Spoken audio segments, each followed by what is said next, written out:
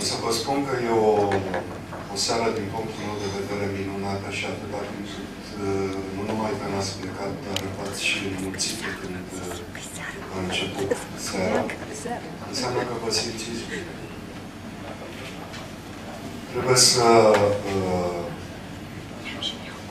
Trebuie să luăm aminte la cei care au făcut posibilă această seară și multe alte serii de aici înapoi și sper multe alte serii de aici înainte.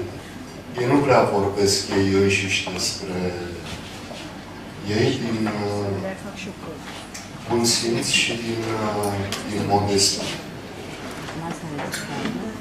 Sunt câteva instituții de tot respectabile, care instituții sunt instituția căror valoare este dată de valoarea oamenilor care le locuiesc și care le gestionează pe acestea. Într-o ordine oarecare este instituția Direcția Nouă, care face lucruri uluitoare. O altă instituție este editura Herb Bennett, care face de asemenea lucruri aproape de neînțeles de frumoase. O alta este instituția Festivalului de Literatură Art Gotica de la Sibiu, care generează, promovează și încurajează poezia. Și o alta este instituția editurii ATU, la care a publicat Adi Filimon. M-ați putea suspecta că am un interes în a spune ceea ce am spus acum. Aș fi interesat să pup în cur, cum se spune, pe oamenii care locuiesc aceste instituții. N-am absolut niciun motiv și am să vă spun de ce. O iau în ordinea în care le-am numit. Direcția Nouă m-a băgat în seamă cu mult timp înainte de momentul în care vorbesc și dacă era să fac gestul despre care pomeneam mai devreme, ar fi trebuit să-l fac înainte de a mă băga ei în seamă. Acum nu pot decât să le mulțumesc. La editura Herb Bennett n-am să public niciodată, pentru că ultima mea carte pe care o voi publica este deja predată unei alte edituri.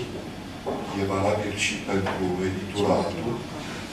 Iar instituția Festivalului de Literatură Gotica m-a băgat și ea cu mai multă vreme în urmă în seamă, astfel încât nu pot decât să-i mulțumesc. Dar luați notă, vă rog frumos, de numele, nu al oamenilor, că sunt mulți. Instituțiile sunt numai 4.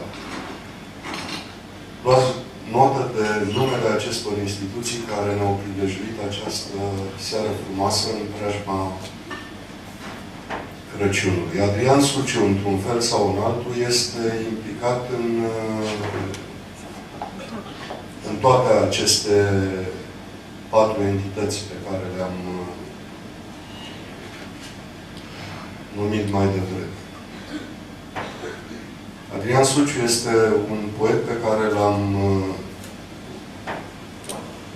îndrăgit din prima clipă în care m-am întâlnit cu el și cu poezia lui. Asta se petrecea acum vreo 7-8 ani de zile la Sighetul Marmației, într-un mic bar, unde ședeam la o masă domnul Suciu, subsemnatul și Ion Mureșan, așteptând să urcăm câteva trepte care ne despărțeau de sala unde se desfășura Festivalul de Literatură de la Sighetul Marmației. Lucrul ăsta s-a petrecut vreo 3-4 zile la rând. Întotdeauna ziceam, mai să mergem să bem o bere și după aia urcăm. N-am urcat niciodată. Deci am rămas... Am o vestie și nevastă mea să Nu, știu ce spun. Știu cât da, știu cât, exact. În fiecare zi ne opream, poposeam la barul cu pricina și ziceam că o să urcăm și o să ajungem în sala festivalului. Cum spuneam, n-am urcat niciodată. Și acolo Suciu, la un moment dat, a scos dintr-o geantă, a scos niște hârtii și a citit niște texte. M-am îndrăgostit ireversibil și pe bună dreptate de poezia lui. Apoi, încet, încet, am cunoscut și omul și m-am îndrăgostit și de el. Și cred că Suciu este un... Toți poeții sunt însemnați și toți poeții ar trebui să creadă despre ei că sunt cei mai însemnați. Dar nu toți poeții cred despre ceilalți poeți că sunt însemnați.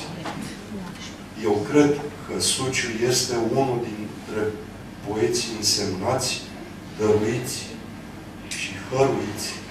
Și sunt foarte fericit că l-am cunoscut atât pe el, cât și pe poezia lui, care nu-i va folosi la nimic.